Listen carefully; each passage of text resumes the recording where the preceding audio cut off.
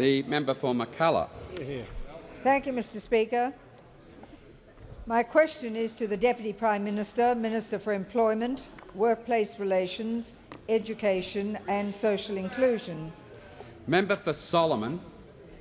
I refer the Minister to reports that $85,000 has already been expended on consultants' fees at Abbotsford Primary School, where the government plans to knock down 4 classrooms in order to build 4 classrooms against the wishes of the school community.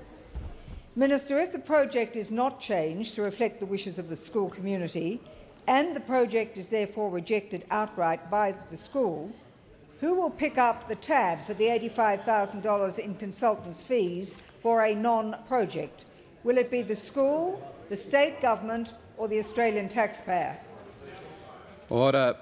The Leader of the House on a point of order. Mr Speaker, there are about 5 hypotheticals in that question, quite clearly from the member for Mackellar, and as an expert on the standing orders, she knows it's out of order.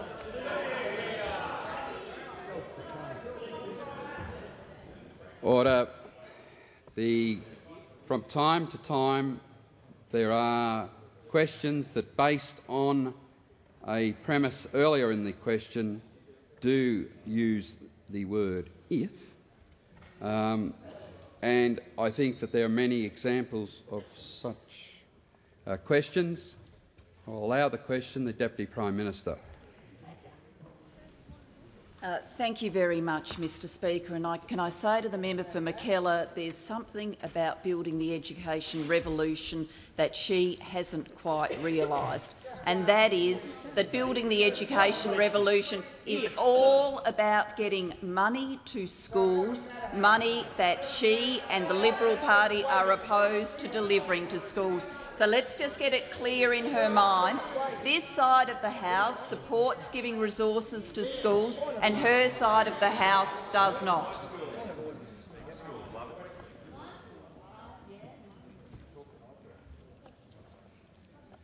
Deputy Prime Minister has resumed his seat. The member for Sturt is asking a point of order, although he's when he's mangling his abuse of 65B, it gets a bit unclear what's actually happening. So the member for Sturt.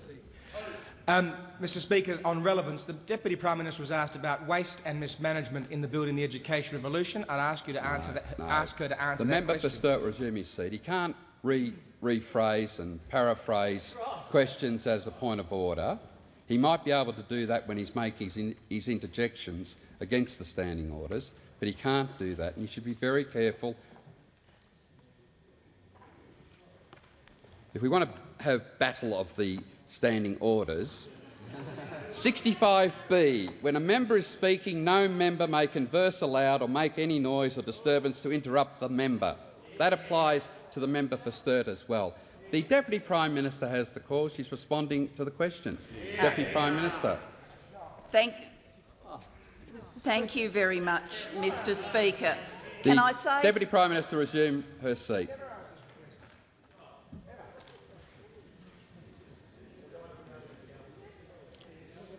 The member for Sturt is warned.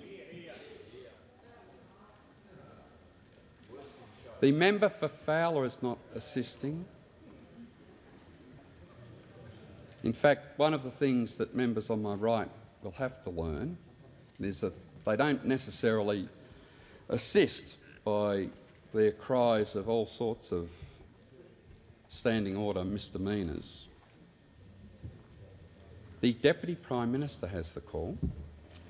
Thank you very much, Mr Speaker. Can I answer the members for Mackellar's question by saying to her, building the education revolution is about getting resources to schools. Any suggestion that the school at Abbotsford is somehow paying these consultancy costs out of its own resources is absurd. Deputy Prime Minister, absolutely absurd. Deputy Prime Minister.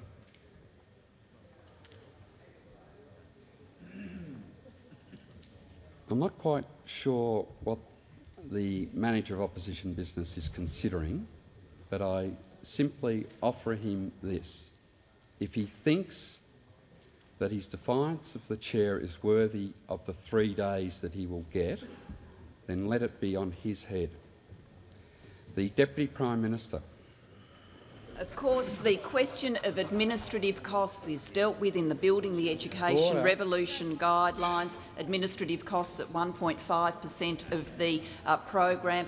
The question of project costs has been dealt with between the federal government and between the state and territory governments and block grant authorities who are delivering this program, and that deals with the industry standard of 4%. I understand from the member for Mackellar's question that she's quite interested in hypotheticals. Well, if she's quite interested in hypothetical, here is a hypothetical for her. Just imagine if the Liberal Party had won the 2007 election. If that had happened, then today there wouldn't be economic stimulus, there wouldn't be support for jobs, unemployment would be higher, there wouldn't be the biggest school modernisation program in the nation's Deputy history. Prime Minister resume his seat. Member for Mackellar on a point of order. On the point of order, it is relevance, Mr Speaker. It was a very straightforward question.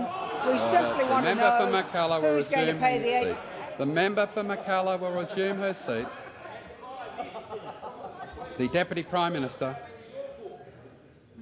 And if the Liberal Party had been elected, then the 49 schools in her electorate would not be benefiting from 104 projects at more than $90 million. And if the Liberal Party was ever re-elected, then presumably they do everything they can to rip this money back out of schools because they've opposed it every step of the way.